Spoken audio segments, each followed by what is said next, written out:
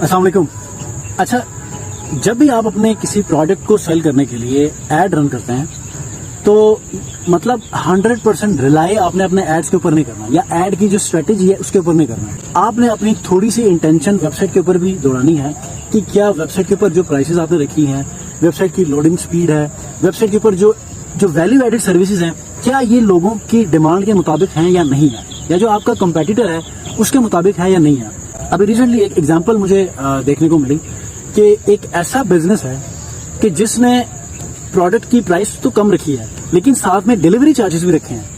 लेकिन साथ ही साथ एक ऐसा बंदा है कि जिसने जो है वो प्रोडक्ट की प्राइस ज्यादा रखी है लेकिन डिलीवरी फ्री है। एक सिनेरियो में आपसे इसको समझाने की कोशिश करता हूँ। ए जो बिजनेस ओनर है वो क्या करता है कि 1500 में प्रोडक्ट बेचता है, 200 डिलीवरी चार्जेस रखता है, लेकिन जो बी बिजनेस ओनर है अब उसने